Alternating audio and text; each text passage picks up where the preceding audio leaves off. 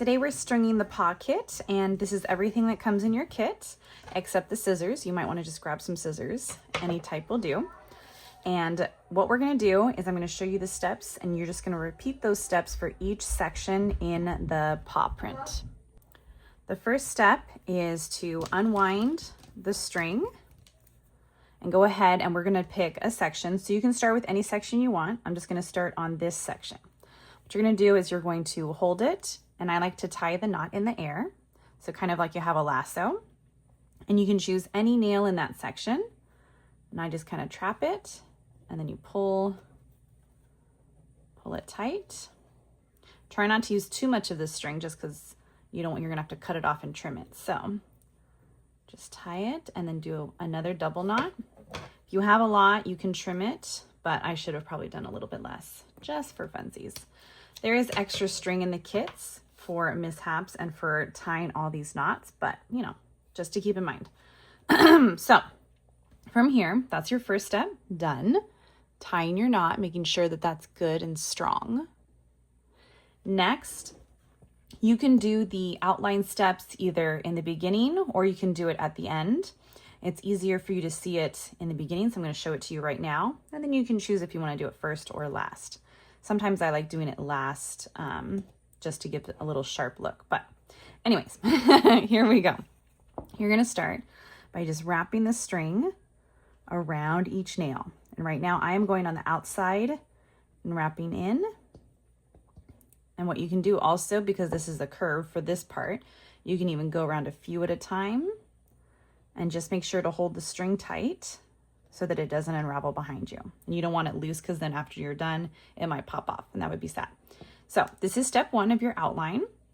Step two is we're going to be crisscrossing and making a diagonal line. So you're going to go around again, going back and forth. And so it'll look like you just have a diagonal line going back and forth, back and forth. Sometimes you'll have to wrap it around for the angle, and sometimes you're fine. And turn, and then we're back. This is a small section, so it goes fast. Then for the third step, you're gonna go around again, still doing the diagonal crisscross, but this time going on the opposite direction.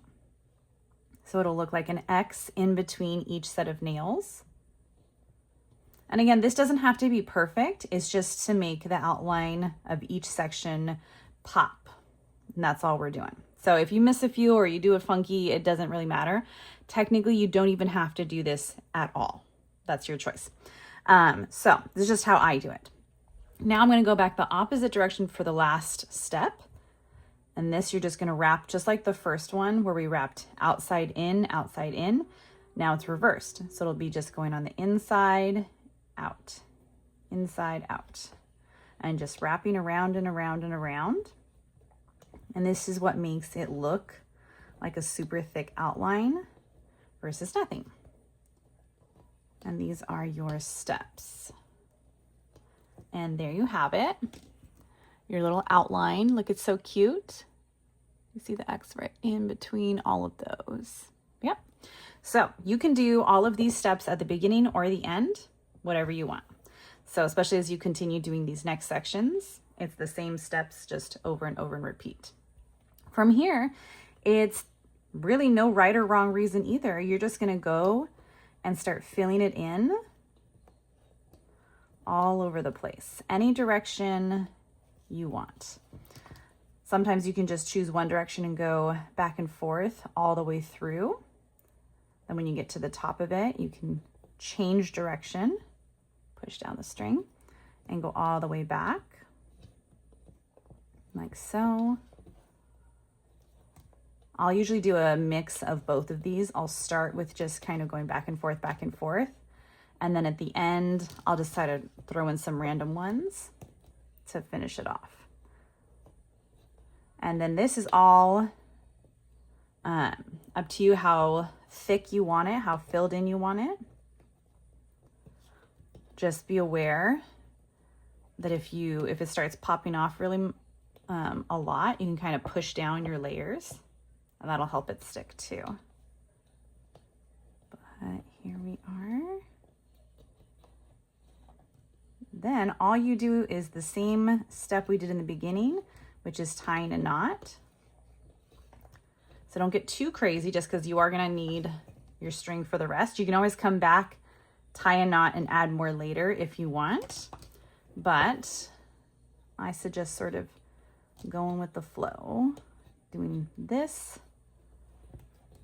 And then, here, I'll show you how to do the knot. Technically, another thing you could do is where these nails meet close, if you don't care about, you know, noticing it, a lot of people wouldn't notice, you can kind of just cut through this way as well if you don't want to tie a bunch of knots. And just sort of go that way because you can't really tell that there's a piece in between there. So that is also another way to do it.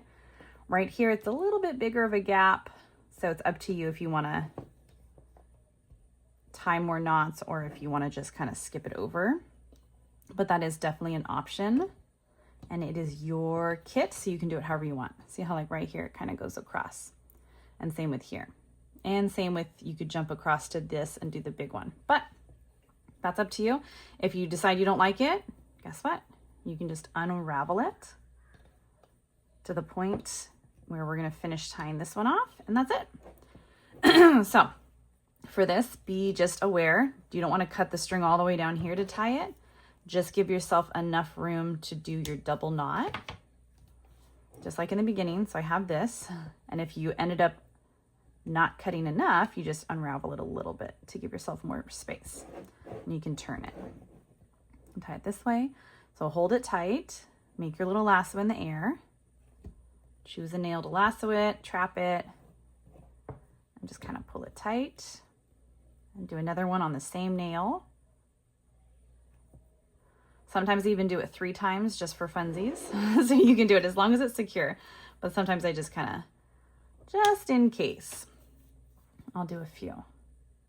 Then you just take your scissors and you sort of just tuck it into the design so that your tail is hidden. There you have it. So from here, all these same steps, you're just going to repeat for the rest of the sections, and then you will have your paw complete.